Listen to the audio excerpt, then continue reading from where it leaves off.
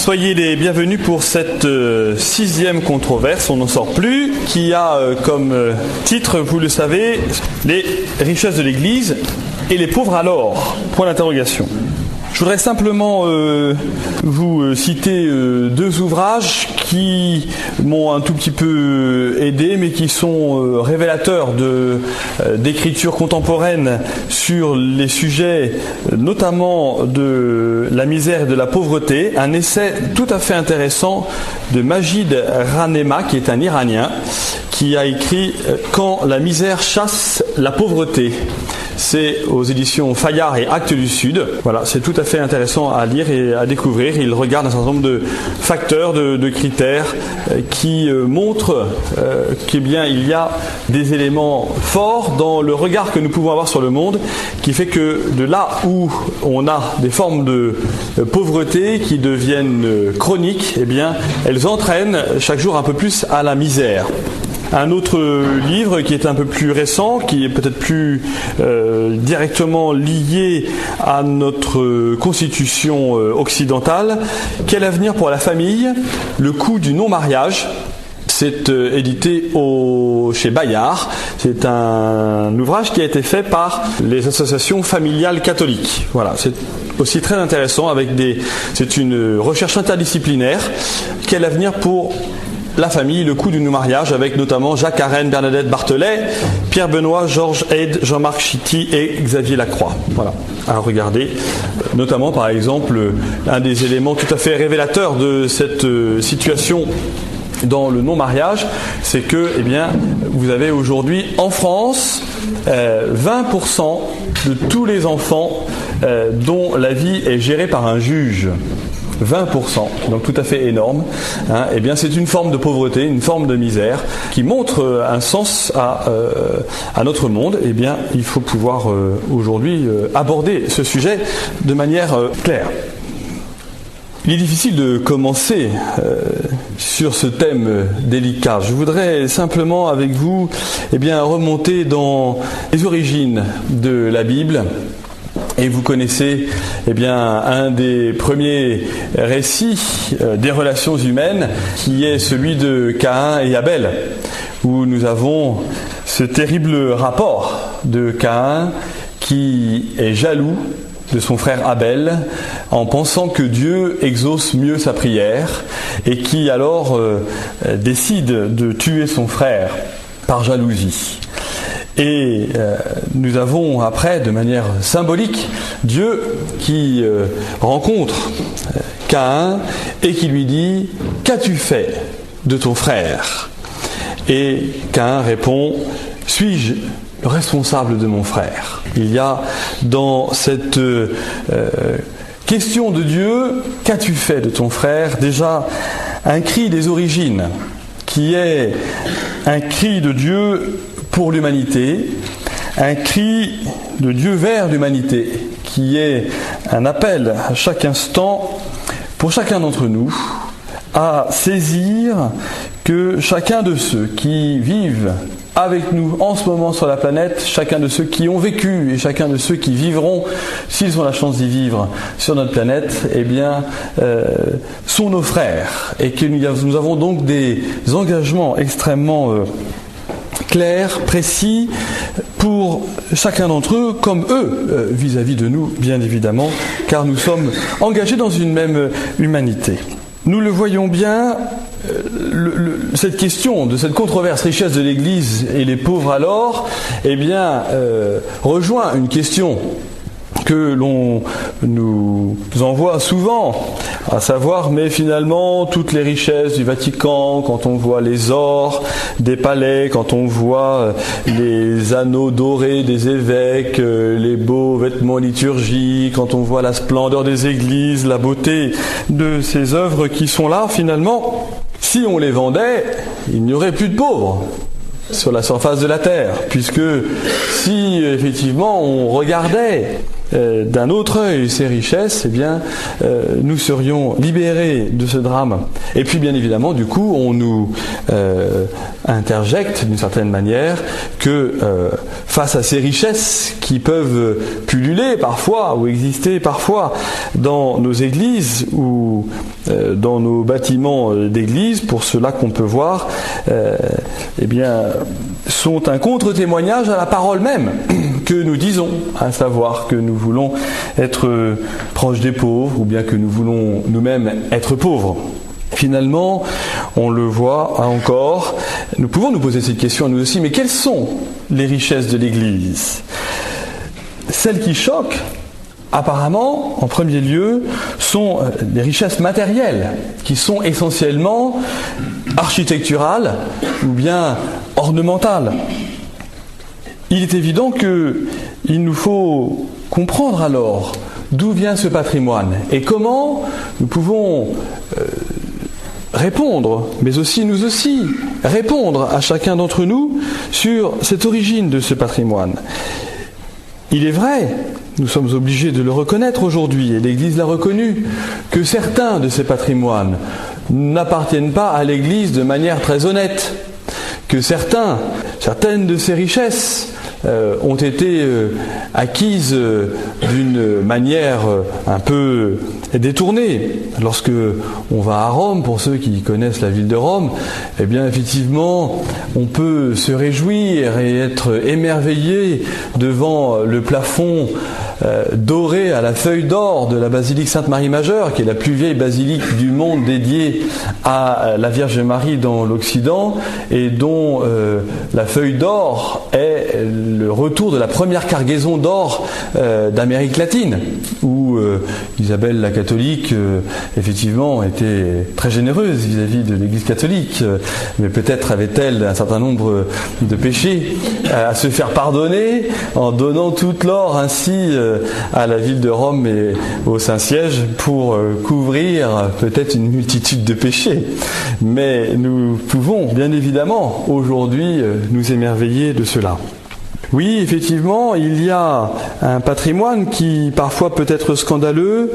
Je dirais plutôt qu'aujourd'hui, il y aurait plutôt l'utilisation d'un patrimoine qui pourrait être scandaleux. Nous avons effectivement des ecclésiastiques, des gens dans l'Église dont finalement la vie n'apparaît pas être pleinement en accord, ou le mode de vie n'apparaît pas être pleinement en accord avec l'appel à la pauvreté que l'Évangile nous lance, et c'est peut-être cela qu'effectivement on nous reproche, c'est peut-être cela que l'on critique, parce que on imagine bien que de la même manière que personne n'attente de procès à l'État français pour vendre la Joconde et pallier ainsi à la pauvreté chronique, de la même manière il paraît impensable de vendre la Pietà de Michel-Ange dans la basilique de Saint-Pierre de Rome, tout d'abord parce que qui pourrait l'acheter, et que peut-être que ceux qui l'achèteraient seraient eux-mêmes pas d'abord les premiers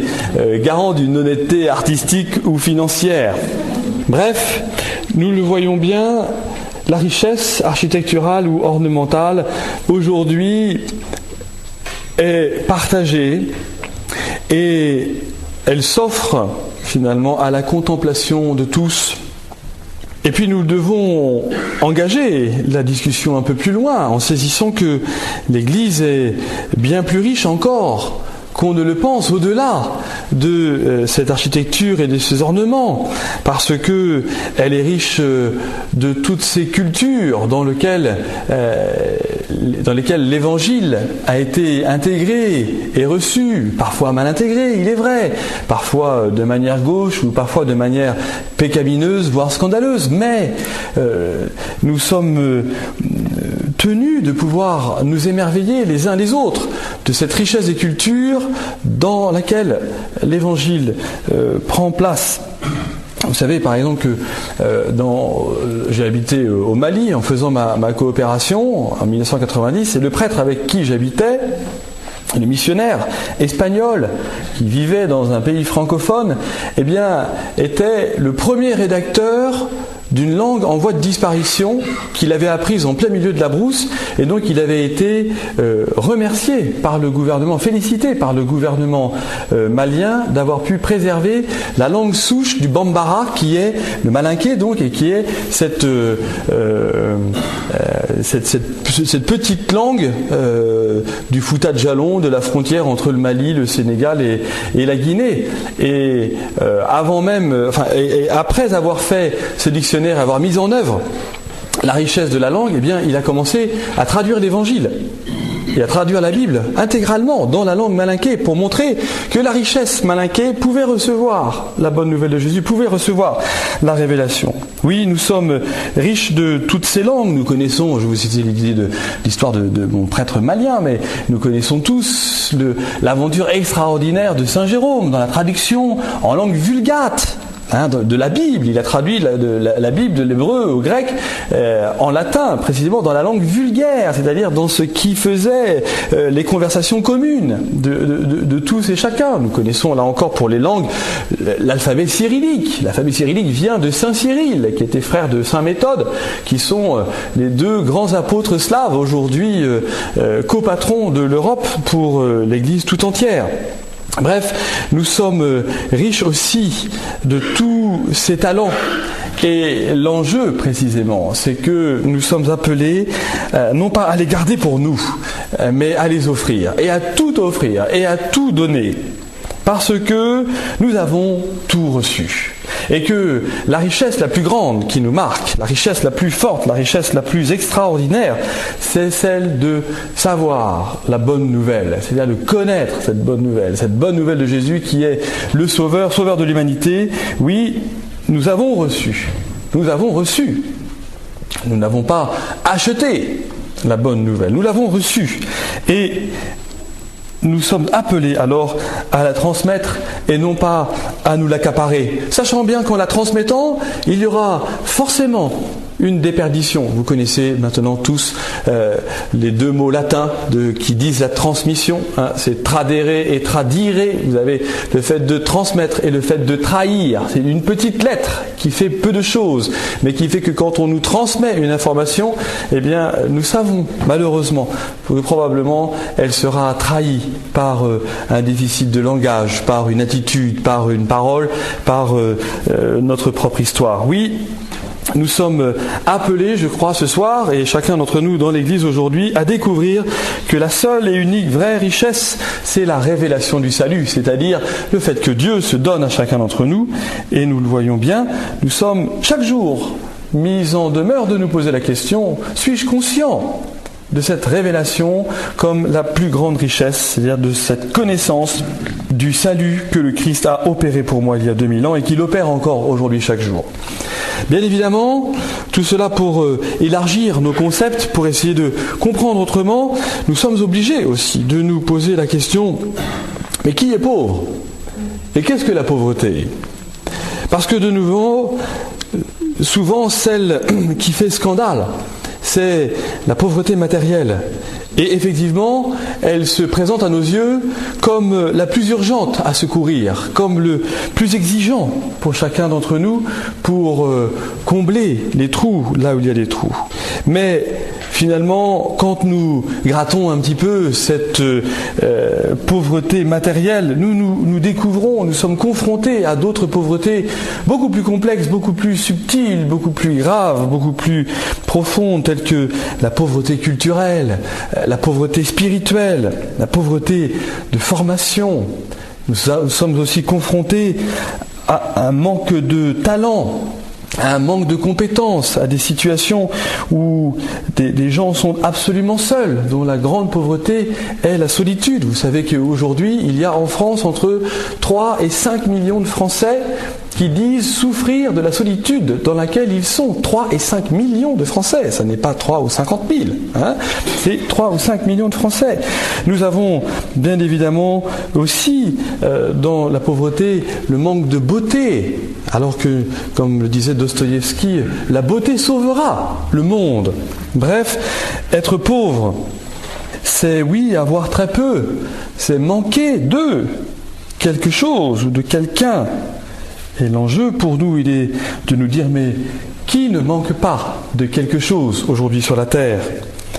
Le pauvre, il est celui qui manque non pas de tout, mais du nécessaire, c'est-à-dire de ce qui est évident pour pouvoir vivre sa vie. Parce que nous le voyons, pour pouvoir vivre notre vie, eh bien, nous le découvrons chaque jour. Il y a des gens qui sont extrêmement riches matériellement, mais qui manquent totalement d'amour et qui ratent intégralement leur existence.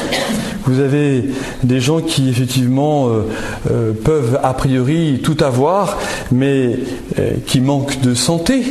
Vous avez des gens qui aussi, et ils nous entourent parfois, manquent totalement d'espérance, et c'est là probablement une richesse, là aussi, fondamentale. Le rapport à la pauvreté, il doit... Ça va pour l'instant ?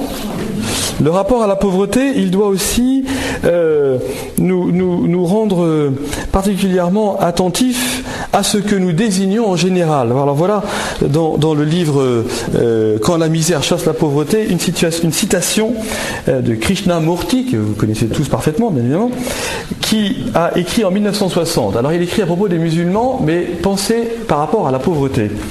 Quand vous désignez tout un groupe de personnes par un terme unique, comme par exemple musulmans, vous agissez comme pour vous en débarrasser. Vous ne savez plus distinguer chaque individu. Le mot vous aura ainsi empêché d'agir comme un être humain en relation avec d'autres êtres humains. Et effectivement, on dit les pauvres, les vieux, voilà, les jeunes, voilà, chacun son... On met un catalogue et puis on met une situation un terme unique. Bref, nous devons être attentifs à cette situation. Dans le même temps, le rapport à la pauvreté, nous devons le chercher, là aussi, dans la révélation de Dieu, puisque je vous ai dit que c'était notre plus grande richesse. Alors, eh bien, qu'est-ce qu'il dit ? Nous allons bientôt entrer dans le temps de l'Avent, et puis vous connaissez l'autre grand temps de l'Église préparatoire à la grande fête, qui est le temps du carême. Eh bien, aussi bien dans le temps de l'Avent que dans le temps du carême, on prend appui sur les écrits du prophète Isaïe. Alors voilà ce que dit le prophète Isaïe, et que nous entendons aussi bien dans l'Avent comme préparation à la venue du Christ que dans le carême comme œuvre de conversion à laquelle nous sommes appelés. Isaïe 58, 6 à 8, versets 6 à 8. N'est-ce pas plutôt ceci, le jeûne que je préfère, défaire les chaînes injustes, délier les liens du joug, renvoyer libres les opprimés et briser tous les jougs?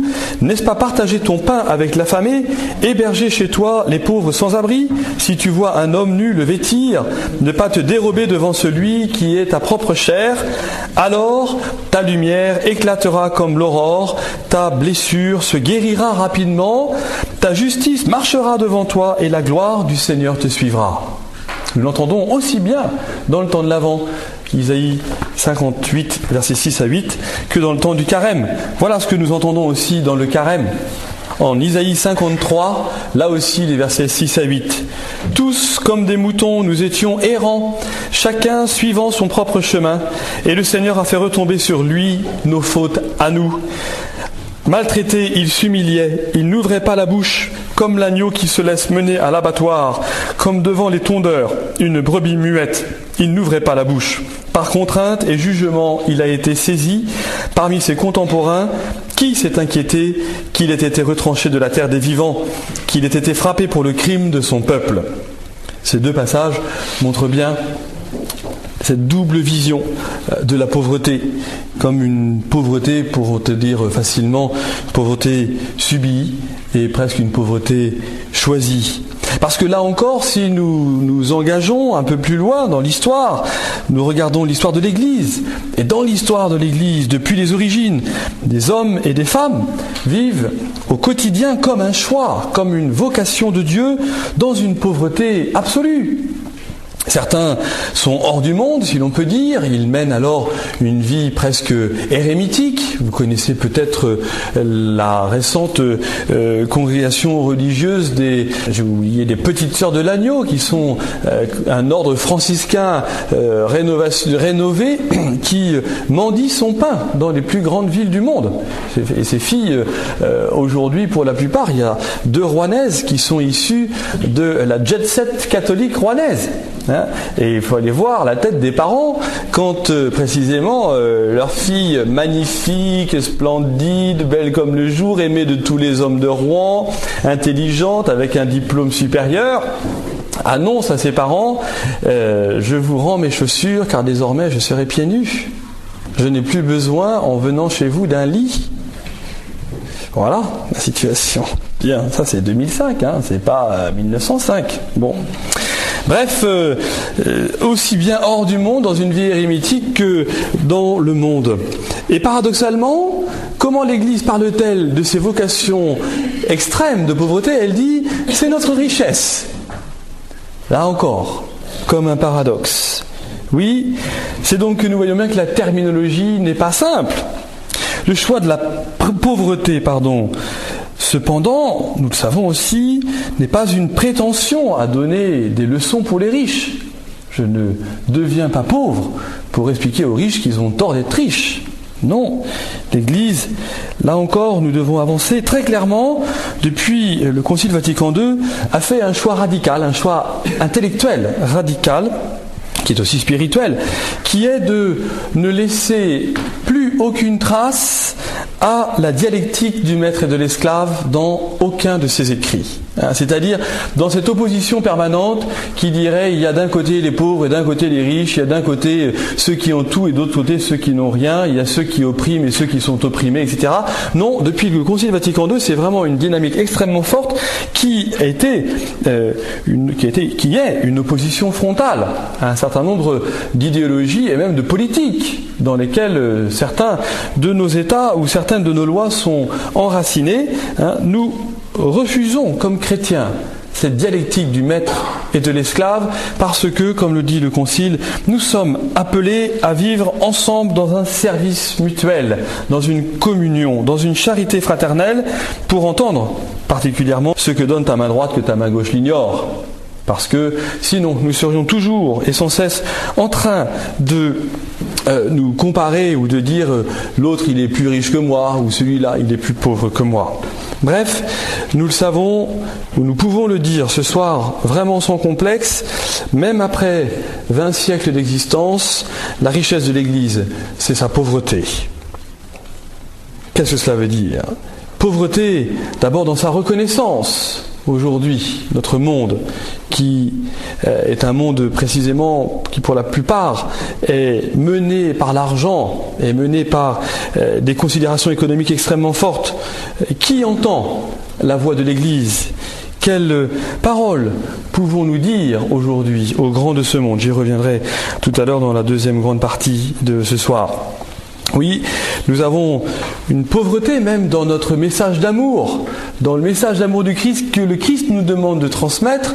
Nous voyons bien combien nous sommes limités dans notre propre condition humaine. Nous voyons aussi bien, j'en ai déjà parlé il y a 2 ou 3 controverses, que lorsque un contre-exemple au sein de l'Église vient aux oreilles du plus grand nombre, eh bien toutes les autres œuvres caritatives, sociales, spirituelles, humaines, historiques qui sont inscrites, eh bien, perdent de leur valeur à cause du simple mais dramatique et scandaleux contre-témoignage d'un seul.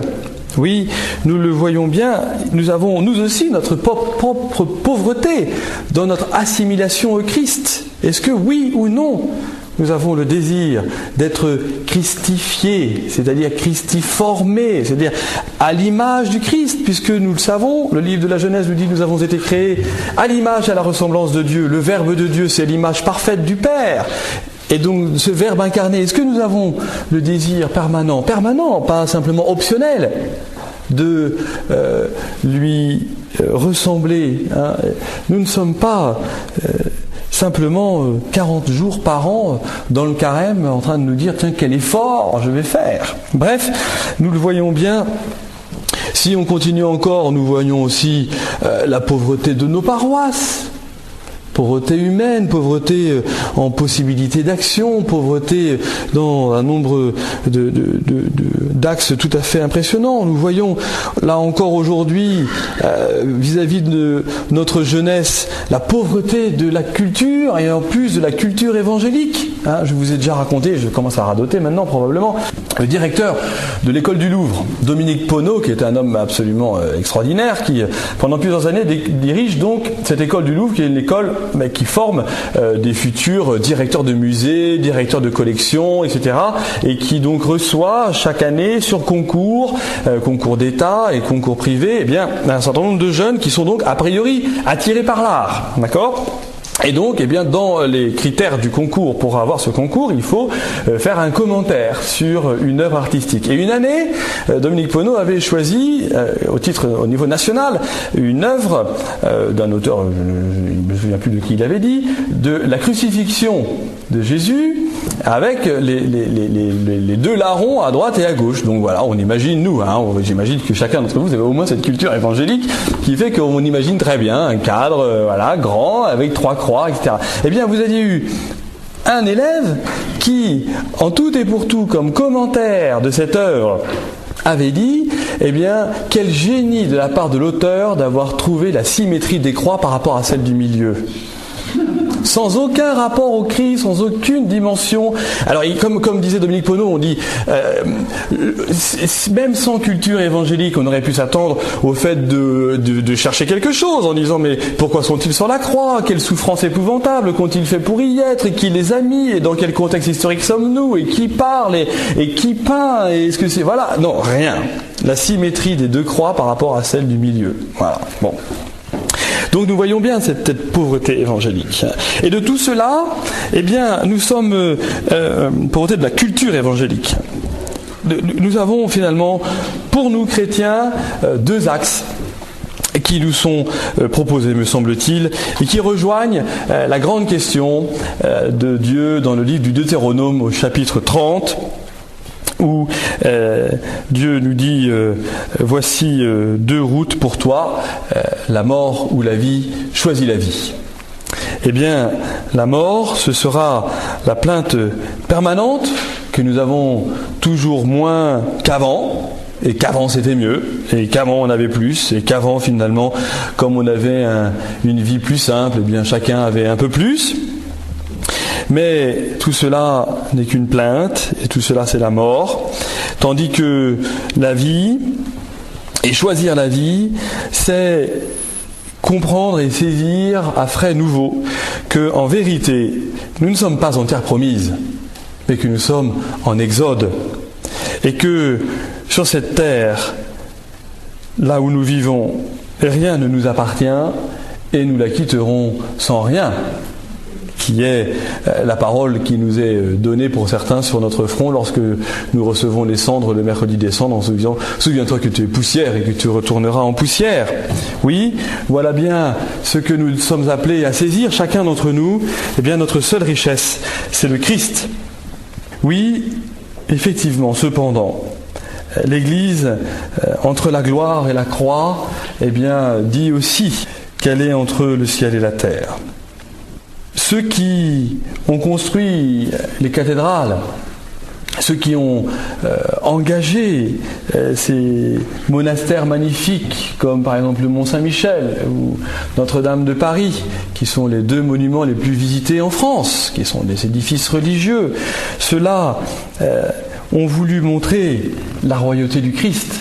Ceux-là ont voulu élever l'homme vers l'infini. Ils ont voulu figurer, d'une certaine manière, le royaume du ciel. Et je me souviens, Jean, si vous permettez, de vous citer que lorsque nous sommes allés à Rome, alors Jean est un personnage solitaire, ou plutôt silencieux, et alors pendant plus de 2 jours, Jean n'a rien dit. Alors j'étais un petit peu inquiet, en disant, mon Dieu, on est à Rome, voilà, mais bon, les autres, visiblement, n'étaient pas inquiets. Et alors je m'approche de Jean et je dis, alors Jean, comment vous trouvez tout cela? Et la réponse de Jean est magnifique, c'est pour ça que je peux la dire, même en sa présence. Il a fallu de l'amour pour construire tout ça.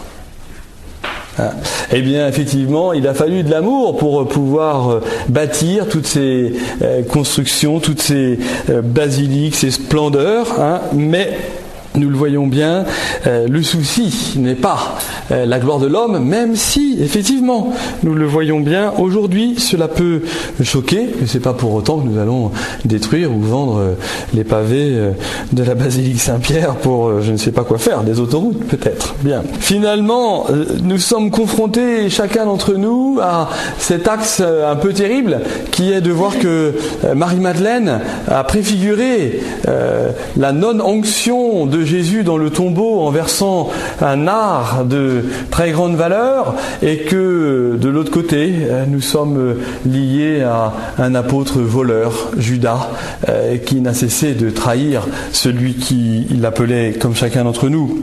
Oui, ces richesses, elles sont le signe d'une générosité extraordinaire des chrétiens. Nous connaissons tous l'histoire épouvantable pour nous aujourd'hui de la tour de beurre à la cathédrale de Rouen. La tour de beurre, quelle est-elle historiquement? Eh bien, elle est qu'il n'y avait plus d'argent pour construire la fin de la tour, et que l'archevêque a dit, eh bien, je demande à tous les chrétiens de Normandie de ne pas manger de beurre pendant le carême. C'est épouvantable, vous imaginez l'effort surhumain à faire. Alors aujourd'hui on dirait c'est bien, c'est slim fast, tout va bien, hein, mais on pourrait plus construire de tour de beurre aujourd'hui, probablement pas. Bon, voilà, nous sommes effectivement appelés à comprendre que chacune de ces constructions, elles sont le signe des chrétiens qui nous ont précédés, qui n'ont pas hésité à donner leurs biens pour de tels monuments, de telles splendeurs, parce qu'ils ont effectivement parié sur le ciel plutôt que sur les richesses terrestres. Ce soir, dans l'église de Saint-Pierre-les-Elbeuf, j'ai eu la joie, c'est vraiment une joie parce que cela arrive rarement, eh bien de bénir une statue qui a été offerte par une paroissienne qui a voulu rendre grâce d'une prière dont elle avait été exaucée. Cette statue coûte une fortune. Hein, on pourrait dire je le donne aux pauvres, etc. Non, elle a voulu, par cette générosité, montrer à Dieu qu'elle le remerciait. Ça n'empêche pas que d'autres puissent effectivement donner toute la totalité de leurs biens aux pauvres. Mais en attendant, il nous faut ne pas entrer encore une fois dans la dialectique en disant à qui je donne quand je donne. Hein, voilà. Nous savons, là encore une fois, où nous devons parier et pourquoi nous sommes faits, c'est-à-dire pour quelle réalité nous sommes faits.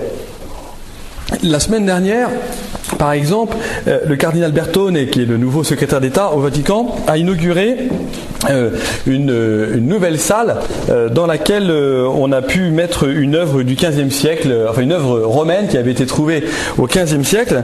Et alors, voilà ce qu'il dit. L'Église a toujours cru dans l'art, ça date de la semaine dernière, hein, et y a toujours investi des énergies avec une prévoyance clairvoyante. L'amour des papes pour l'art a permis la réalisation d'un patrimoine qui n'est pas seulement mis à la disposition du monde catholique, mais de toute l'humanité. Vous savez qu'aujourd'hui, lorsque nous payons 10 ou 15 euros, je ne sais plus, pour rentrer dans les musées du Vatican, rien de cet argent ne va au fonctionnement de l'Église, puisqu'il va intégralement au fonctionnement des musées du Vatican, à la restauration d'un certain nombre d'œuvres, à l'accueil, etc., etc. C'est absolument sidérant. Hein, parce que, précisément, nous le voyons, l'art a une importance, là encore, pour nous, dans la diffusion du message évangélique. On m'a posé la question aujourd'hui, depuis la mairie d'Elbeuf, si j'autorisais qu'un conférencier aille faire dans l'église Saint-Étienne une conférence pour des enfants de CE1 sur les vitraux de Saint-Étienne. Bien évidemment, j'accepte, parce que, même si je ne sais pas ce qui sera dit, en attendant, ces enfants rentrent dans l'église, voient quelque chose, ils vont voir des affiches qui ne seront pas trop décaties encore, parce qu'on vient de fermer l'église pour l'hiver. Bon, mais qui sait, si face à un vitrail, ils ne pourront pas admirer l'art, et si le conférencier ne pourra pas parvenir à montrer qu'à travers ces bandes dessinées d'un autre temps, eh bien, les hommes ont tout donné.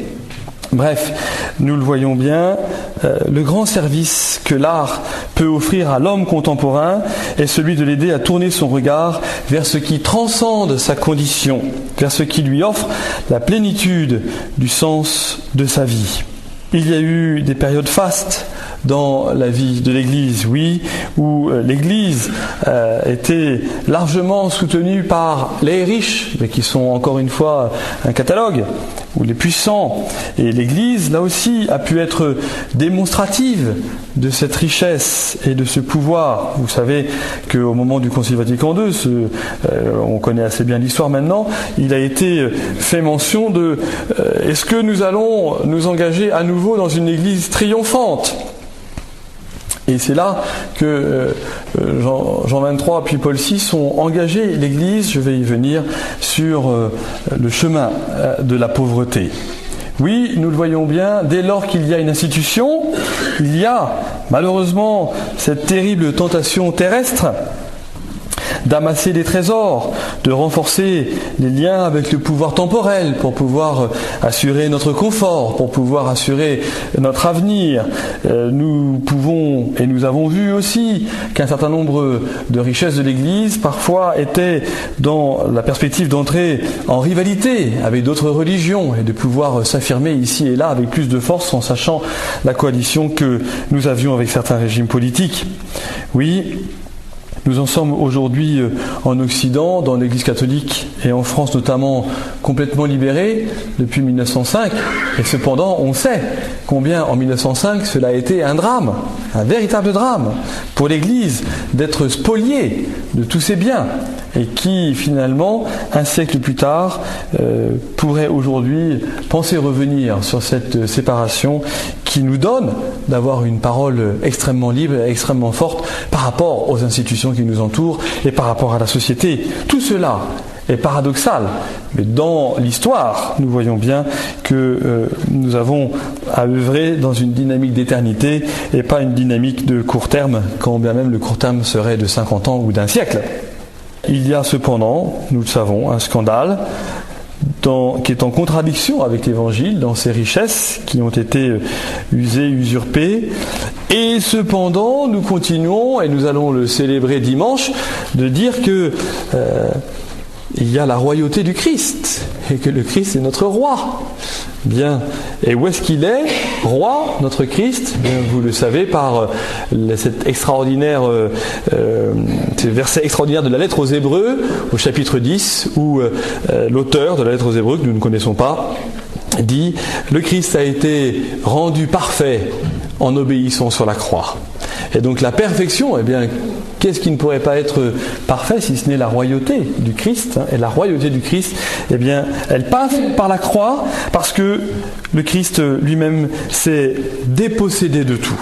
Cette dépossession de tout pour le Christ, elle a un mot un petit peu compliqué qu'on appelle la kénose, K-E-N-O-S-E, la kénose, c'est-à-dire l'anéantissement du Christ, une humiliation totale.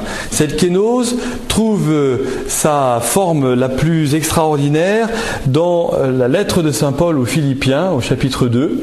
Nous connaissons tous particulièrement, probablement par cœur ce texte.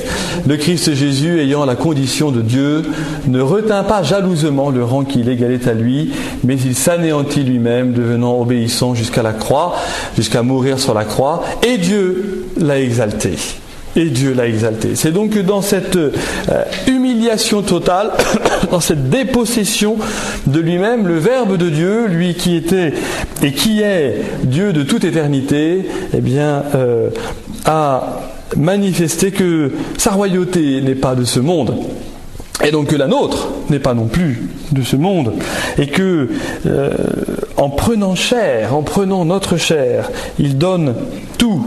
Celui qui a tout, celui qui est la source de la création dans la dynamique trinitaire. Oui, le Christ se donne à tous et il se donne en particulier aux pauvres, qui nous permet de dire que Dieu, d'une certaine manière, l'expression n'est pas forcément très heureuse, mais Dieu, vous allez comprendre, préfère les pauvres. Hein, non pas d'une préférence qui dirait qu'il n'aime pas les riches, hein, mais il préfère cette attitude qui effectivement est une attitude évangélique.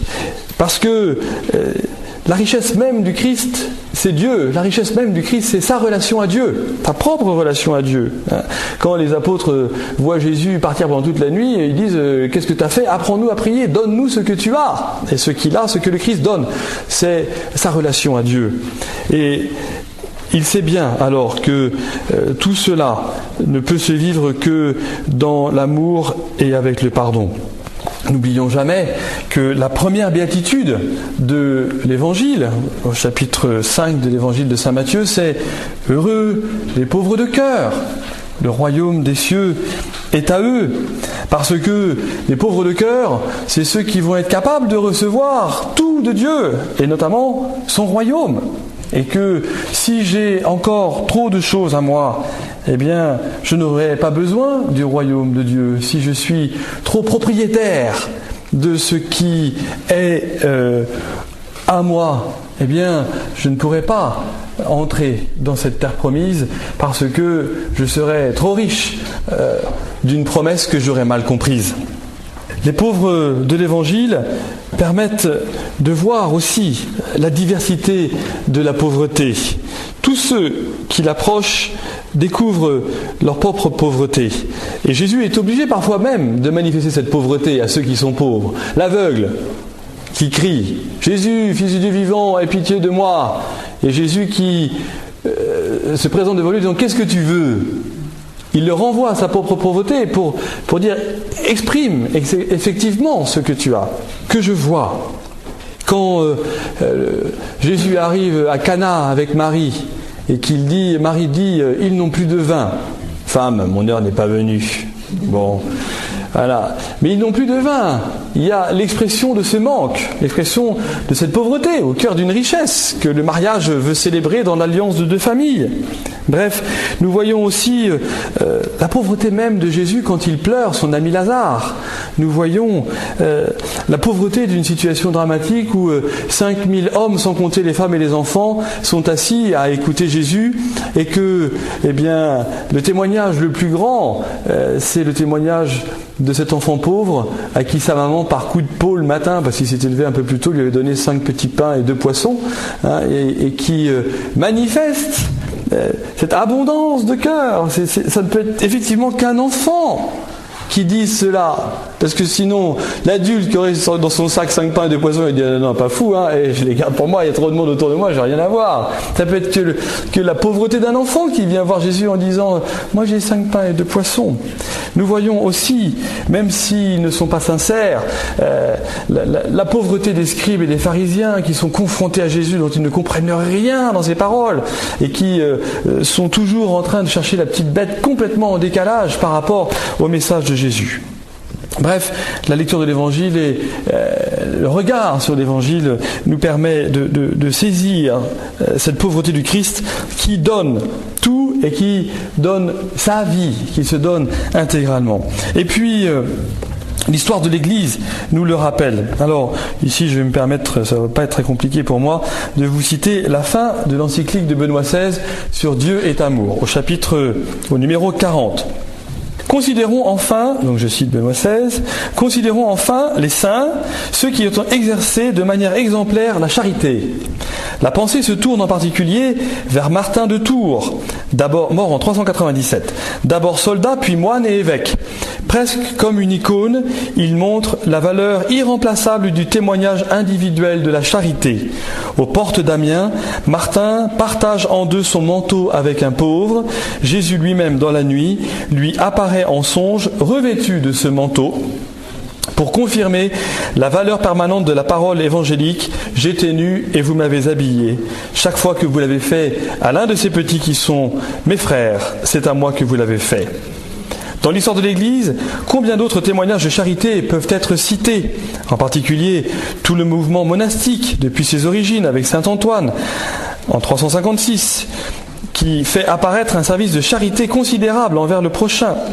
Dans le face-à-face avec Dieu qui est amour, le moine perçoit l'exigence impérieuse de transformer en service du prochain, en plus du service de Dieu, toute sa vie. On peut expliquer ainsi les grandes structures d'accueil, d'assistance et de soins nées à côté des monastères. Cela explique aussi les initiatives de promotion humaine et de formation chrétienne considérables, destinées avant tout aux plus pauvres, tout d'abord pris en charge par les ordres monastiques et mendiants, puis par les différents instituts religieux et masculins tout au long de l'histoire masculin et féminin tout au long de l'histoire de l'Église. Des figures de saints comme François d'Assise, Ignace de Loyola, Jean de Dieu, Camille de l'Église, Vincent de Paul, Louise de Marillac, Joseph Cotolengo, Jean Bosco, Louis Orione, Teresa de Calcutta, pour ne prendre que quelques noms, demeurent des modèles insignes de charité sociale pour tous les hommes de bonne volonté. Les saints sont les vrais porteurs de lumière dans l'histoire parce qu'ils sont des hommes et des femmes de foi, d'espérance et d'amour. Alors là, fin de citation. Là, bien évidemment, nous voyons qu'il y a un enjeu qui a été relevé dans l'Église, aussi bien chez les catholiques que chez les protestants, notamment, ça me semble important de pouvoir le dire, où il est fait appel aujourd'hui, dans la démarche œcuménique, d'avoir des actions charitables communes. Hein, je serais profondément heureux qu'une initiative de charité sur le long terme ou sur le court terme, sur la ville d'Elbeuf, puisse être commune entre les protestants, les catholiques et pourquoi pas les évangéliques, pour que nous puissions manifester que là où le manque d'unité nous fait souffrir, la charité pourra nous réunir. Bien évidemment, nous le savons bien, voilà, c'est des appels pour chacun d'entre nous, parce que nous ne devons jamais oublier Saint Laurent, qui était diacre à Rome et qui disait les pauvres, voilà les richesses de l'Église. Pourquoi Dieu a-t-il donné cette préférence aux pauvres? Pourquoi suivre le Christ est-il un chemin d'appauvrissement? Précisément parce que on peut parler d'un mystère du pauvre et que le pauvre se situe alors toujours en cette situation de manque, c'est-à-dire de devoir probablement recevoir gratuitement, en tout cas le salut, et de pouvoir alors participer lui aussi avec ce qu'il est et peut-être même parfois ce qu'il n'a pas, généreusement de sa grâce d'homme. Oui. Nous le voyons bien, chacun d'entre nous, nous sommes titillés plusieurs fois dans l'année, voire plusieurs fois par jour, en recevant des lettres de demande de soutien, en ayant le clochard qui nous harcèle à la sortie du supermarché quand notre caddie est plein, que nous venons de dépenser 250 € pour les 3 jours à venir, et qui nous demande 1 € et que nous n'avons rien. Voilà, quand effectivement on fait des appels permanents à nous par la télé, au téléphone, bref, nous demandons. Mais finalement, comment moi je vis cette pauvreté? Alors, je voudrais vous lire, peut-être comme une consolation, c'est extraordinaire, petit extrait de Sagesse d'un pauvre. Si vous n'avez pas lu ça, lisez Sagesse d'un pauvre d'Éloi Leclerc. C'est obligatoire, d'accord? Sagesse d'un pauvre. Si vous n'avez pas, vous faites une commande groupée n'importe où. Vous offrez Sagesse d'un pauvre. Voilà, Sagesse d'un pauvre qui est la vie de Saint François vue à travers essentiellement le regard de frère Léon qui avait tant de mal à comprendre et bref, voilà. Alors nous avons des dialogues extraordinaires entre frère Léon et frère François. Donc ça date du XIIe siècle. Et alors voilà ce que dit François. Sais-tu, frère Léon, ce qu'est la pureté du cœur? C'est de ne pas avoir de faute à se reprocher, répondit Léon sans hésiter. Alors je comprends ta tristesse, répondit François, car on a toujours quelque chose à se reprocher. Ah, crois-moi, ne te préoccupe pas tant de la pureté de ton âme, tourne ton regard vers Dieu, admire-le, réjouis-toi de ce qu'il est, lui, toute sainteté. Rends-lui grâce à cause de lui-même. C'est cela, petit frère, avoir le cœur pur. Dieu devient alors l'azur de son âme. Quand tu t'es tourné vers Dieu, ne fais pas retour sur toi-même. Ne te demande pas où tu en es avec Dieu. La tristesse de se découvrir pécheur est un sentiment trop humain. Il faut élever ton regard plus haut. L'immensité de Dieu et sa splendeur. Le cœur pur est celui qui ne cesse d'adorer le Seigneur vivant et vrai. Il peut, au milieu de toutes ses misères, vibrer à l'éternelle innocence et à l'éternelle joie de Dieu. Un tel cœur est à la fois dépouillé et comblé. Il lui suffit que Dieu soit Dieu. La sainteté n'est pas un accomplissement de soi, ni une plénitude que l'on se donne. Elle est d'abord un vide que l'on accepte et que Dieu vient remplir dans la mesure où l'on s'ouvre à sa plénitude. Voilà. C'est comme ça tout le long, la sagesse d'un pauvre. Si vous n'avez pas lu, c'est extraordinaire. Nous voyons aussi... Ça va ? Oui, Éloi Leclerc. Nous voyons aussi que nous connaissons deux phrases dans l'Évangile qui nous font mal. Le passage de ce jeune homme riche. Ce que tu as, donne-le aux pauvres, puis viens et suis-moi. Et il s'en alla car il avait de grands biens. Et puis il y a aussi cette terrible quasi-prophétie de Jésus qui dit des pauvres, vous en aurez toujours avec vous. Alors qu'est-ce que ça veut dire ? Eh bien, il nous faut là encore, comme disait Éloi Leclerc dans la bouche de saint François, monter un peu plus haut. Parce que nous nous arrêtons souvent à ce que tu as donné aux pauvres, puis viens et suis-moi, il s'en alla car il avait de grands biens, tout triste. Or en fait, remontons un peu plus haut dans la page de l'Évangile. Parce que n'oublions jamais qu'auparavant, dans la pauvreté absolue de cette relation entre ce jeune homme et Jésus, qui se prosterne à ses pieds, eh bien, dans une gratuité parfaite, l'évangéliste Luc avait dit de Jésus, il le regarda et il l'aima. Avant même qu'il ne lui ait dit, va, vends tout ce que tu as et donne-le aux pauvres. Avant même. C'est donc que notre Dieu n'est pas un Dieu donneur de leçons. Et l'œuvre du Christ pour chacun d'entre nous n'est pas des leçons que Dieu pourrait nous faire pour nous montrer là où nous avons des efforts à réaliser, puisque, encore une fois, notre religion est la seule religion dans toute l'histoire de l'humanité où ça n'est pas nous qui avons à faire des efforts pour aller à Dieu, puisque c'est Dieu qui est venu à nous dans l'incarnation. C'est la seule religion au monde. Pourquoi alors vouloir entrer dans une discussion qui serait fausse et qui nous permettrait justement, ou qui nous ferait retomber dans la dialectique destructrice de laquelle l'Église désormais est sortie? Parce que nous n'avons pas à entrer en train de dire finalement Jésus nous enseigne des choses horribles, tout cela est trop difficile. Et d'ailleurs, les apôtres vont le dire après, mais alors tout ça c'est impossible. Et Jésus répond avec l'humour rabbinique de l'époque, à vous c'est impossible, mais ça sera possible pour un chameau de passer par le trou d'une aiguille. Bref, Jésus nous enseigne que sa propre pauvreté, c'est dur à dire, réside souvent dans notre absence de réponse à son appel. Et Jésus, cependant, se fait pauvre jusque-là. Il se fait pauvre jusqu'à l'acceptation que nous ne répondions pas à son appel. La pauvreté du Christ, elle est là. Quand Jésus dit « Je suis le pain vivant » et il y a la foule entière qui vient de nourrir 5000 hommes et femmes et enfants et que tout le monde s'en va, il se retourne vers les apôtres et il dit « Allez-vous, vous aussi, me quitter ?» Et là, nous avons la prophétie de Jésus, de Pierre, qui dit « Seigneur, tu as les paroles de la vie éternelle, à qui pourrions-nous aller ?» Mais la question de Jésus, c'est pas une question formelle. C'est une question de dépossession totale de ce qu'il est, ce qu'il sera totalement abandonné sur la croix avec cette terrible prière « Mon Dieu, pourquoi m'as-tu abandonné ?» Bon, et puis, il y a aussi cette terrible prophétie, comme je vous l'ai dit, des pauvres, vous en aurez toujours avec moi. Ça ne veut pas dire qu'il faut s'en contenter de ces pauvres, en disant Jésus l'a dit, alors on sera coincé avec nos pauvres. Cela veut dire probablement que la pointe de l'enseignement de Jésus n'est pas là. Car oui, effectivement, il y a toujours plus pauvres, et même on peut dire aujourd'hui toujours plus riches.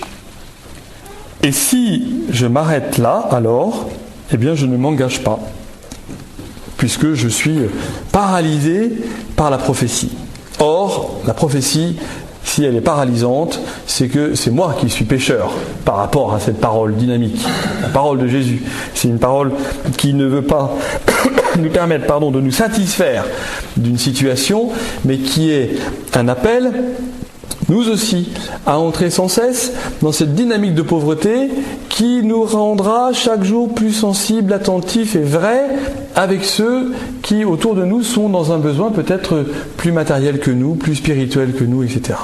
Nous le voyons bien, nous n'avons pas le choix entre être riche ou être pauvre. La vocation unique du chrétien, c'est la vocation unique du Christ, c'est-à-dire la vocation à l'abandon, la vocation à la dépossession de nous-mêmes, à cette kénose qui fait que nous ne sommes pas sur la terre en train de nous dire qui de nous est le meilleur, qui de nous a le plus, qui de nous est ou a, mais de qui suis-je le frère ?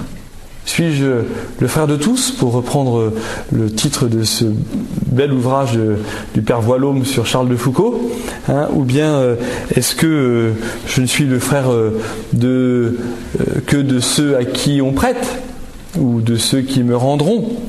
Finalement, comment pouvons-nous aujourd'hui, dans cet appel à la pauvreté, entrer dans une richesse de culture, dans une richesse de talent ? Comment notre Église aujourd'hui, comment nos communautés chrétiennes aujourd'hui peuvent-ils permettre à tous les talents de s'exprimer, c'est-à-dire à tous ces dons que Dieu nous a donnés ? Comment sommes-nous riches finalement de ce temps que ni vous ni moi ne comptons pour ceux qui nous entourent, et heureusement, parce qu'on aurait des sommes et des tomes d'ouvrages et des bibliothèques et des factures de téléphone qu'on pourrait présenter à Dieu à la fin de notre vie, ou des factures de kilométrage pour justement dire attends, tu vois pas tout ce que j'ai fait pour lui, etc., ou pour elle, ou pour eux, ou cette famille, etc., et sans rien en retour, bien sûr, sans même un merci. Ils sont disparus aussi vite qu'ils n'étaient arrivés, après nous avoir bien mangé la laine sur le dos. Oui, eh bien, alors, on le fait pour quoi ? On le fait pour la reconnaissance ? On le fait pour la victoire, ou on le fait pour l'élévation de l'humanité à la dimension de Dieu qui est dans l'abandon de tout ? Qu'acceptons-nous de donner ? Et puis, à qui donner ? Vous avez peut-être vu, il y a 2 jours, il y avait un grand article en page 3 du Monde sur le nouveau business de la charité. Alors, c'est intéressant. Alors, il parlait de ce nouveau business de la charité en citant un des grands milliardaires qui donc a organisé une conférence avec 400 hommes ou structures financières les plus riches du monde. Et alors, il dit donnez tout jusqu'à vous faire mal, mais gardez quand même quelques centaines de millions de dollars au cas où. Incroyable, voyez, et on nous entraîne là-dedans en disant ah c'est magnifique, la Bill Gates il a donné 400 millions de dollars, machin, etc. Oui, d'accord, ok, très bien, mais ou milliards, d'accord, très bien, ok, c'est pas un problème, c'est pas la question. La question c'est comment je donne tout moi à l'autre. Si je le critique ou si je le regarde de travers, je suis dans une dialectique. Et je me trompe. Tout cela, nous le voyons bien, nous l'avons reçu. Vous connaissez aussi cette petite phrase du père Sérac qui dit « Ce qui n'est pas donné est perdu ». Dans le même temps, nous voyons bien, et nous ne devons pas nous fermer les yeux, que nous sommes aujourd'hui confrontés à des pauvretés tout à fait importantes, avec des enjeux sociaux et éthiques considérables, comme la pauvreté du handicap, pauvreté de la solitude, pauvreté de la désunion. Oui, nous voyons qu'il y a un appel dans nos sociétés contemporaines et riches à avoir un souci de justice sociale. Mais la justice ne veut pas dire tout faire. La justice est un appel à l'engagement. Et peut-être que précisément aujourd'hui, on commence à se rendre compte qu'une méthode d'assistanat permanent n'est pas forcément la méthode de l'avenir de la société ou de la dignité humaine. Parce que nous ne pouvons pas alors permettre la liberté de ceux et celles qui sont venus nous demander quelque chose de pouvoir s'élever. Oui, nous devons nous engager. Oui, il est vrai, c'est un appel impérieux. Parce que nous avons aussi toutes ces nouvelles formes de pauvreté que je vous disais tout à l'heure, comme les manques de culture, l'ignorance, les questions terribles d'endettement et de surendettement, les commissions financières, etc. Parce que nous le voyons, nous pouvons nous poser la question comme Caïn, mais qui est mon prochain? Et de quoi mon prochain est-il en manque? De qui sommes-nous en manque? J'ai eu une très belle histoire que j'ai déjà racontée il y a 2 jours. Je suis allé rendre visite à une vieille dame qui me demandait un service spirituel. Et puis j'arrive dans un quartier pas forcément archi misérable d'Elbeuf, mais alors l'intérieur de l'immeuble était épouvantable, et alors je n'ose même pas vous décrire l'intérieur de l'appartement. Bon, et cette petite dame s'excusait que de son grand âge, elle n'ait pas pu bien nettoyer l'appartement pour recevoir monsieur le curé. Et bien, je dis, c'est pas grave, bon, très bien.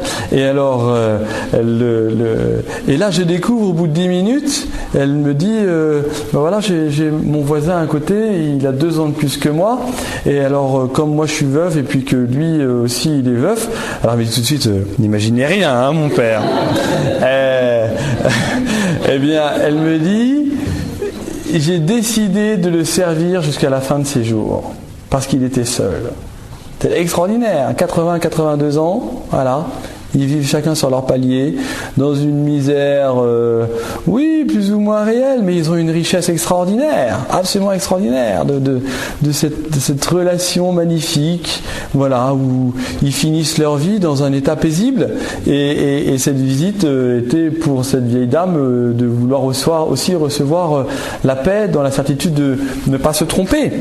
Voilà, comment pouvons-nous, auprès de ceux qui nous sont les plus proches, hein, parfois il m'arrive d'entendre des grands-parents, même dans la paroisse, et à juste titre, se désoler pour leurs petits-enfants qui a priori souffrent de la désunion, ou même certainement souffrent de la désunion de leurs propres enfants. Hein, eh bien, comment, plutôt que de se plaindre, qui est une voie mortelle, comment entrer dans une dynamique de se rendre proche de mes petits-enfants qui sont en manque de tendresse, d'amour, d'esprit familial et de force. Comment donnons-nous aussi, même à ceux qui sont les plus démunis, les occasions de donner? Comment donnons-nous la possibilité de donner un sens à leur vie? Alors, effectivement, nous le voyons bien, ça suppose, pour répondre à tout cela, eh bien que nous avons fait le choix de nous laisser déranger. Et que la compassion à laquelle nous sommes appelés n'est pas qu'une compassion extérieure, que nous souffrons véritablement avec eux, que nous entrons profondément dans cette pauvreté à laquelle nous ne sommes pas insensibles, parce que, comme dit saint Paul, nous pleurons avec ceux qui pleurent, et comme on pourrait continuer, nous sommes blessés avec ceux qui sont blessés. Oui, ce choix vraiment, il est de se laisser déranger. Accepter d'être vulnérable. Parce que, bien évidemment, souvent, nous donnons régulièrement à des œuvres, à beaucoup d'œuvres, et puis en même temps, cela ne nous empêche pas de dormir, que ces œuvres s'occupent des plus pauvres.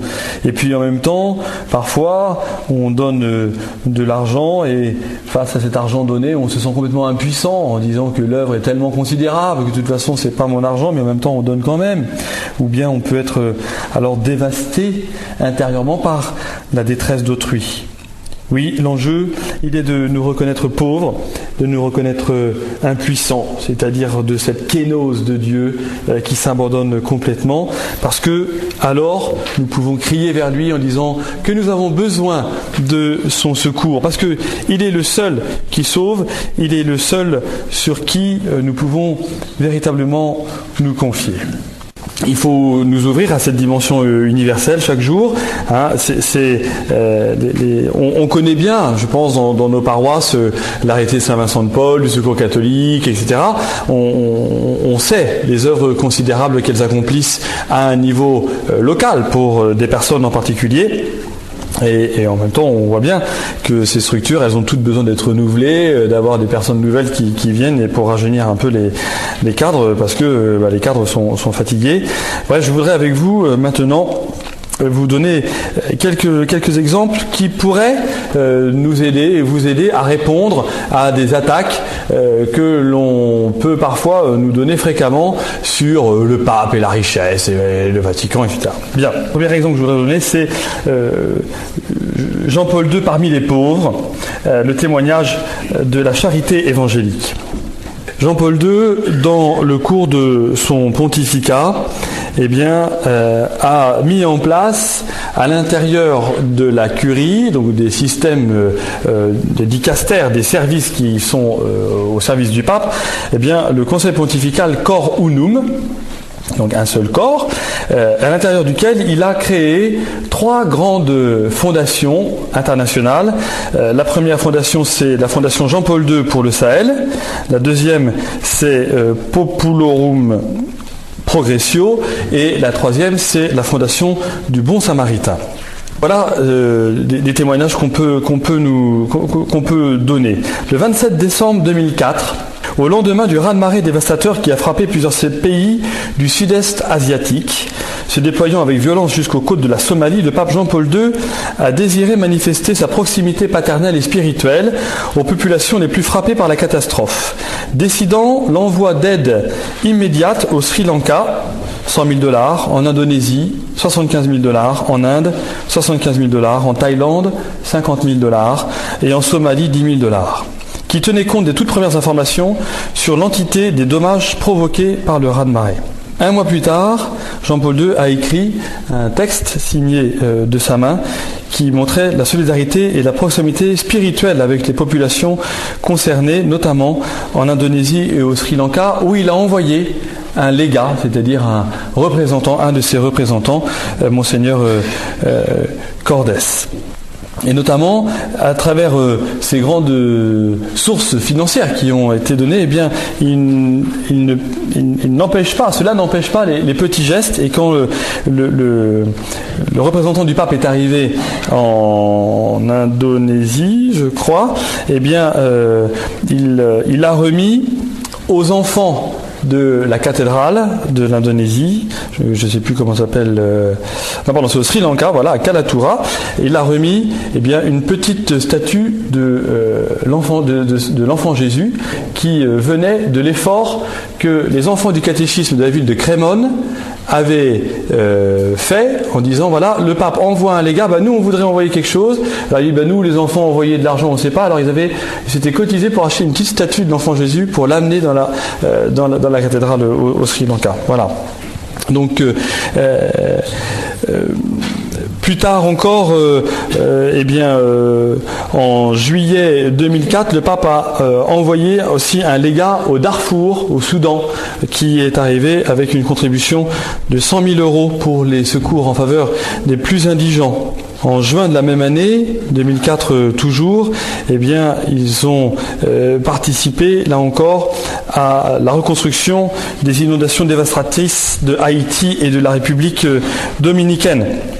Bref, si je vous donne, vous pourrez regarder le tableau après si vous voulez, il y a un tableau de ces aides qui sont données. Dans l'année 2004, entre les tremblements de terre, les typhons, les ouragans, les inondations, les dommages de guerre, les réfugiés, les migrants et les incendies, l'œuvre caritative du pape s'est élevée à $992 000. Il faut ajouter 519 000 €, parce qu'en suivant les zones euros, les zones dollars où on envoie des choses. Ça, c'est pour les questions urgentes, donc à peu près 1 600 000 $. Cependant, ça c'est pour les œuvres plus particulières, les œuvres les plus dramatiques. Mais l'Institut Cor Unum, le Conseil pontifical Cor Unum, a aussi mis en place un certain nombre de projets sur le développement à long terme. Ces projets qui sont pour près de 3 millions de $, et qui sont dans les secteurs socio-médical, l'éducation, la formation professionnelle, l'agriculture, l'alimentation, le logement, l'enfance, les femmes, et puis divers dons particuliers, qui sont des réponses particulières à des églises qui font la demande en disant nous on voudrait construire un orphelinat parce que on a tous ces enfants qui sont là et on n'a plus d'endroit, et donc le pape répond directement en en permettant cela. La fondation, c'est la fondation, donc, c'est des œuvres particulières. La fondation Jean-Paul II pour le Sahel, elle est donc une fondation qui travaille plus particulièrement pour l'Afrique et l'Afrique subsaharienne, donc avec toutes les questions de désert. Et là, en 2004, le Saint-Siège a envoyé 1 700 000 € pour 169 projets dans une quinzaine de pays, une dizaine de pays, qui étaient, là encore, pour l'environnement, l'agriculture, l'élevage, la formation des chefs de communauté, l'autodéveloppement des communautés, l'administration, le secteur hydraulique, le domaine médical, la formation professionnelle, etc., etc. Bref, on le voit, hein, souvent, on dit mais qu'est-ce que fait le pape? Eh bien le pape, voilà, il participe de cela. Et comment est-ce qu'il participe de tout cela? On va dire, mais d'où vient l'argent, hein? Eh bien voilà d'où vient l'argent. Essentiellement, nous dit-on, alors c'est une leçon pour nous, de la contribution généreuse des fidèles italiens. D'accord? Les Italiens sont extrêmement généreux. Des offres des instituts religieux et enfin des bienfaiteurs privés qui, à travers leur contribution constante, permettent à l'Église de témoigner à nos frères de la région saharienne de cette sollicitude de l'Église universelle. La partie restante, alors ça aussi c'est assez intéressant, parce que moi je l'ai découvert, comme vous peut-être ce soir, de ce fonds de capital, parce qu'il faut quand même travailler un peu ces fonds de capitaux. Eh bien, la partie restante provient du revenu du capital de la Fondation déposé en Allemagne, qui représente le montant de la collecte particulière faite par l'Église d'Allemagne au moment de la visite du pape en 1980.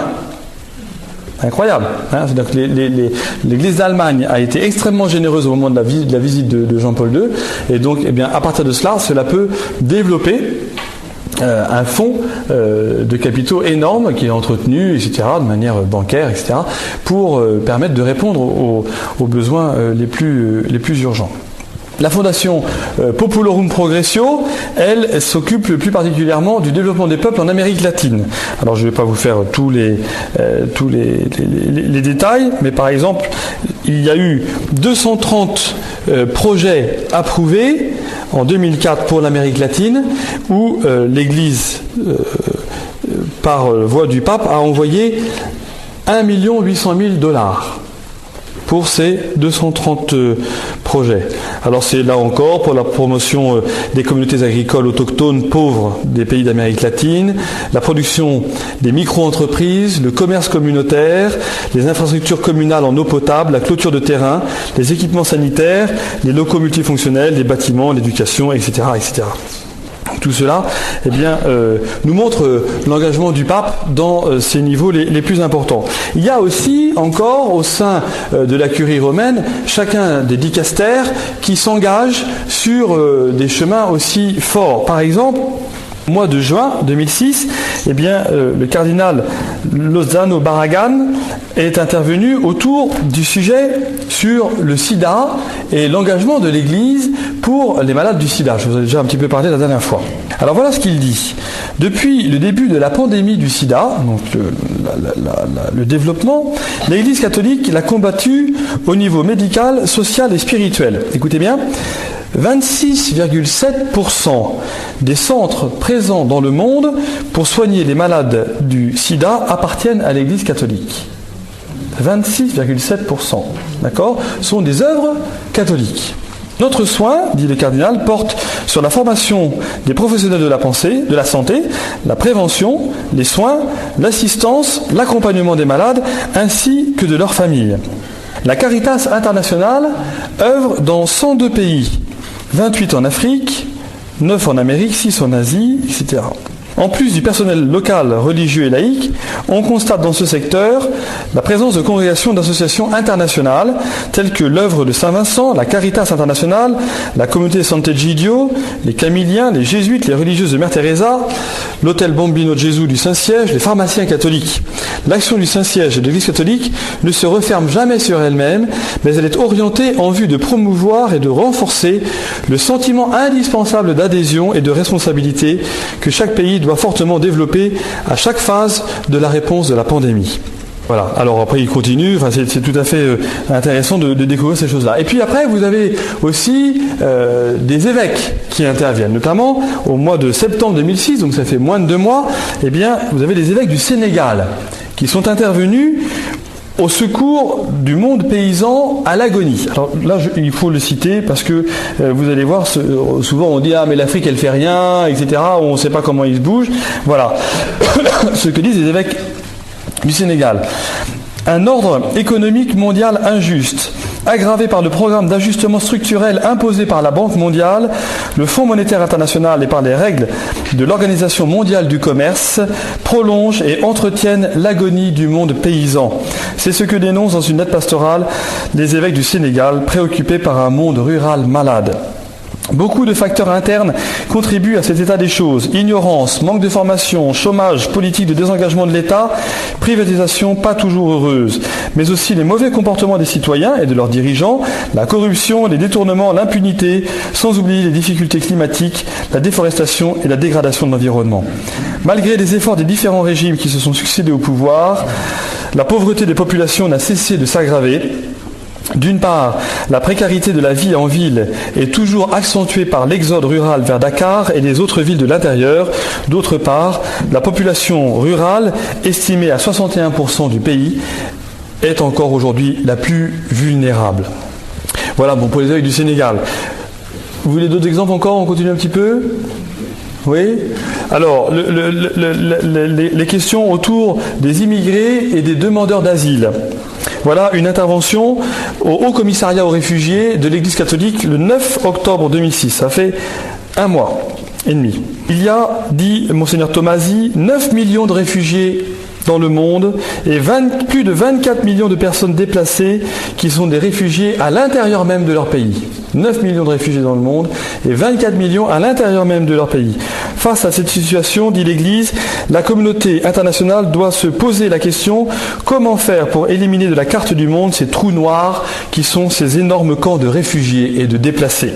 Voilà ce qu'il dit. Alors après, il a tapé fort.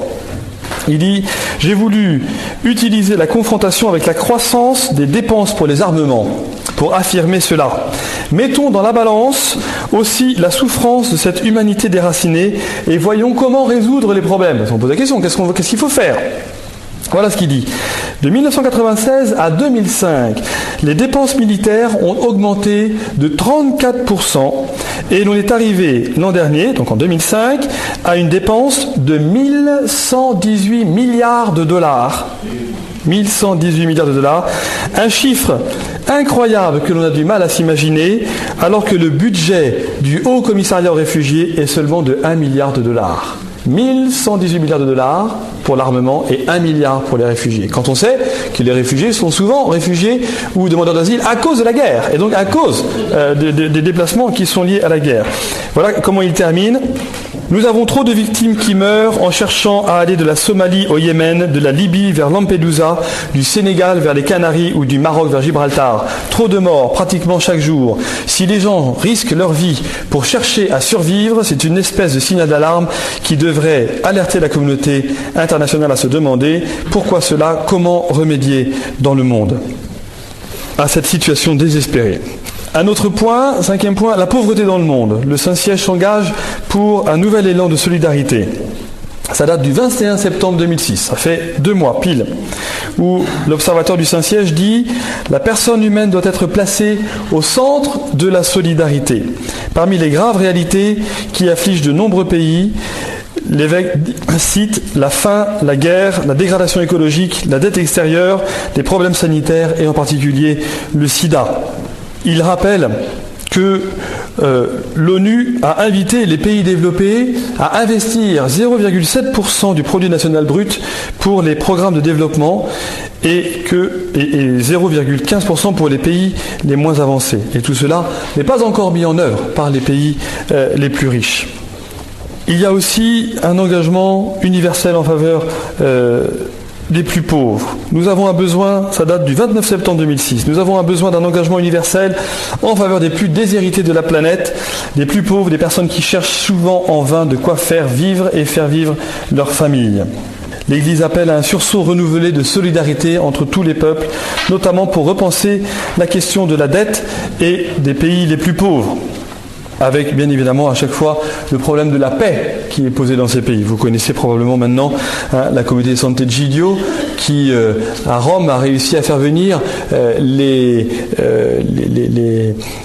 éléments, les chefs de guerre du Mozambique qui se faisaient la guerre depuis plus de 40 ans, guerre civile au Mozambique, ils les ont fait venir à Rome et ils ont signé le traité de paix à Rome dans la communauté catholique de Sant'Egidio pour pouvoir mettre fin au plus vieux conflit civil d'Afrique qui était depuis plus de 40 ans. Et cette même communauté Sant'Egidio que nous avons rencontrée quand nous sommes allés à Rome, c'est la même communauté qui le soir de Noël, après avoir fêté presque pompeusement à la romaine, on va dire, la naissance de Jésus, enlève tous les bancs de l'église et met des tables et des chaises et dresse un véritable banquet pour tous les clochards de Rome. Et ils offrent toutes les nuits de Noël, dans une des plus vieilles basiliques de Rome, eh bien, ce banquet magnifique où chaque clochard a 3 verres, 4 couverts, etc.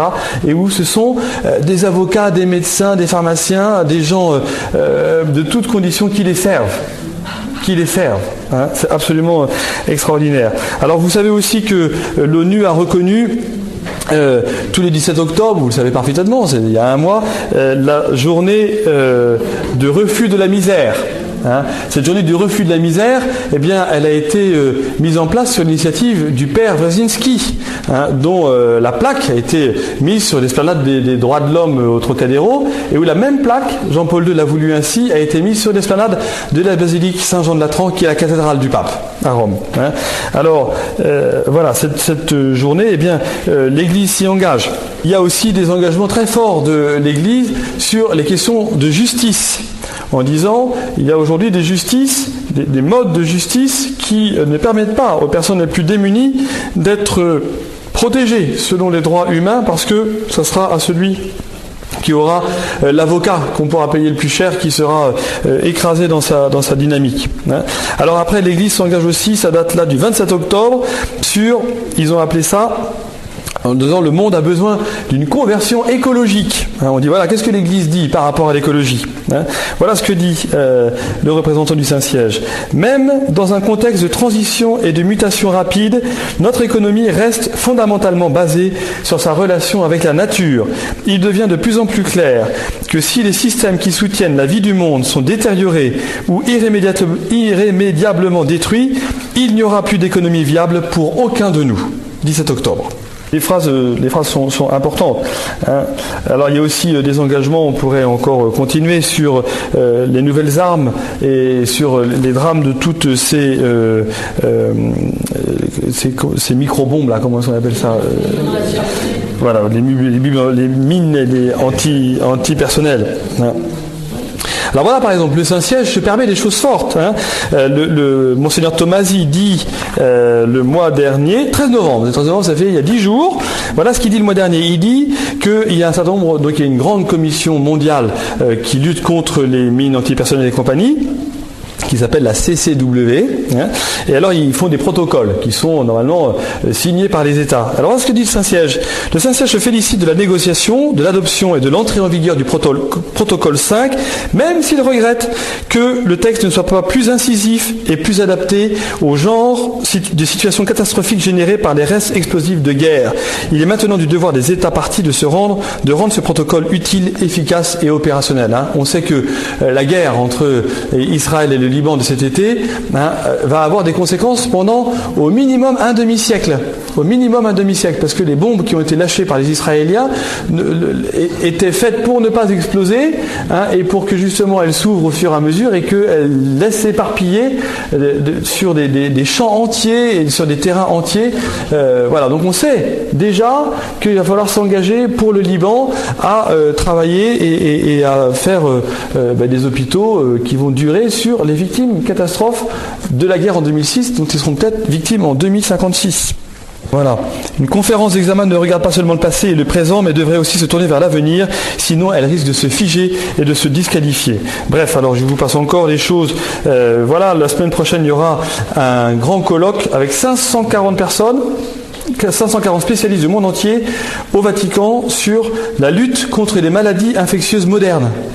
Hein, c'est au Vatican que ça se passe. Et précisément parce que comme c'est un lieu de neutralité, eh bien, on peut y envoyer des délégués des pays musulmans qui vont se retrouver avec les Américains. Comme ils n'ont pas de relations diplomatiques, ils ne peuvent pas se voir et donc ils ne peuvent pas échanger les grandes nouveautés scientifiques. Et donc le fait que le Vatican organise cela, c'est pas pour faire de nouveaux chrétiens. Hein, l'engagement n'est pas là, mais c'est dans cet engagement de charité pour lutter chaque jour contre la pauvreté. Il propose aussi une opération de Noël. Alors, ça peut être quelque chose pour nous, hein, l'opération de Noël de la Fondation du Bon Samaritain, qui propose d'acheter une lumière qu'on mettrait au pied du sapin, chacun. Cette lumière, cette bougie, on achèterait entre 5 et 10 euros pour les médicaments antirétroviraux qui permettront de prolonger les vies des malades atteints du sida. Dans une prison de haute sécurité du Pérou, par exemple, la Fondation du Bon Samaritain fournit non seulement des médicaments pour les malades du sida, mais du lait pour améliorer leur alimentation et faciliter la prise des médicaments. Il faut y penser. Hein, c'est une chose comme ça. Voilà. Alors après, les engagements pour le fonds financier pour la vaccination. Il y a un appel à la solidarité internationale. Bref, tout cela nous montre bien que ça n'est pas optionnel pour l'Église, en manifestant la bonne nouvelle de Jésus-Christ, de s'engager en faveur des pauvres, en faveur de ceux qui sont les plus démunis, parce que dans chacun de ceux-là, comme le dit le Christ dans la finale de l'évangile de Saint Matthieu, c'est à moi que vous l'avez fait, chaque fois que vous l'avez fait à l'un de ses frères qui sont les miens, c'est à moi que vous l'avez fait.